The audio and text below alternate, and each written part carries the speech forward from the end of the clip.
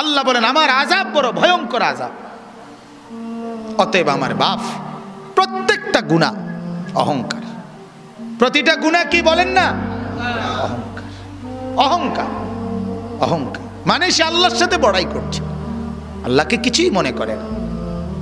ছেলেরা, এই বাপ একজনও যদি হয়, একজনও যদি শুনে থাকো, তোমার কাছে বলছি, আল্লাহর কথার একটা নিয়ম মনে রাখবেন, সবাই একরকম হয়ে যায়েন না, একজন আরেকজন থেকে আলাদা হয়ে যান। অর্থাৎ সবাই একত্রে একসাথে গুনার উপরে জমে যায়েন না। গুনার পরিবেশ থেকে আপনি একজন হলে একজনই আলগা হয়ে যান, আপনি তার জন্য আর ফিকির করেন না। যখন দেখবেন নাফরমানি ছাড়ছে না, আপনি নিজেকে বাঁচায় ফেলেন। হাদিসের মধ্যে আছে, হযরত হুযায়ফা রাদিয়াল্লাহু তাআলা আনহু বলছেন, ইয়া রাসূলুল্লাহ, যদি আমি কখনো এমন দেখি যে আমার সমাজের প্রত্যেকেই গুনাহ আর নাফরমানির মধ্যে মজবুত হয়ে গেছে, আমি কি তখন তাদের সাথে মিশে যাব? আল্লাহর নবী বলছেন, না, প্রয়োজনে গাছের গোড়ালি, গাছের শেকড় কামড়াইয়া ধইরা হইল, একলা হইল, নিজেকে বাঁচাইবে। বুঝছেন? আমরা দিবানিশি বলে যাচ্ছি, কিন্তু এর ভিতরে দিয়া গোটা পৃথিবী আমল না করুক, তো নিজের ব্যাপারে সিদ্ধান্ত নিয়ে রাখছি আমি নামাজ পড়বই। আমার শায়েখ আল্লামা মুফতি মুশতাকুন নবী সাহেব বলে এই কথা, যে জিকিরের কথা আমি দিন রাত বলে যাচ্ছি, আর বলার দ্বারা যে পড়ছে তো পড়ছে, কিন্তু কেউ যদি না পড়ে, আমি মুশতাকুন নবী সিদ্ধান্ত নিয়ে রাখছি আমি জিকির করবই।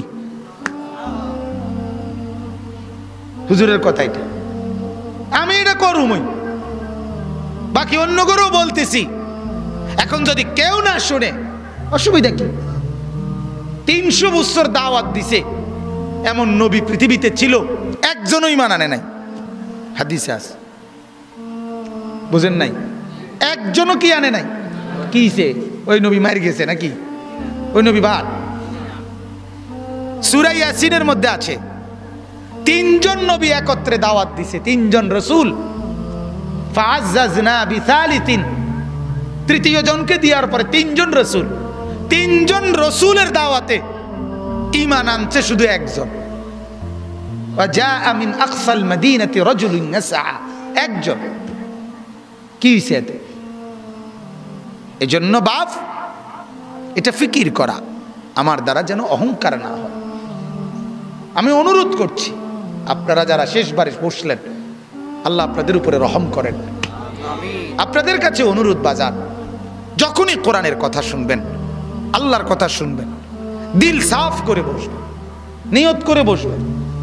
6 ঘন্টা না শুনলেন, 1 ঘন্টাই যখন শুনবেন, একদম ফারেক হইয়া, কোন দোস্ত বন্ধু লগে না লইয়া, একলা চুপচাপ শুনবেন।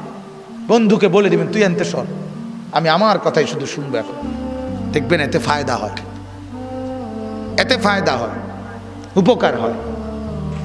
আজকে এজন্য এই গুনার উপরে জমে থাকা, ঠাট্টা মনে করা, ওয়াজটাকে ঠাট্টার বিষয় বানা করে, হাসে, ব্যাটকায়, কিচ্ছা কয়, গল্প করে, তামসা করে, এটার নাম ওয়াজ। মানুষ জমছে না বাজান, না বাজান। আখেরাতে লোকসংখ্যার ভিত্তিতে নেকি না, লোকসংখ্যার ভিত্তিতে না, না না। কোরআনে আল্লাহ বলছে, আমি কোয়ান্টিটি না, আমি কোয়ালিটি দেখব। আমি পরিমাণ না, গুণগত মান দেখব, গুণগত মান। কারো এক সেজদা 7 আসমান আর জমিনের চাইতে ভারী হবে, কারো 1 কোটি সেজদা ওজনে আসবে না। ওই যে সুন্নত মোতাবেক হয় নাই,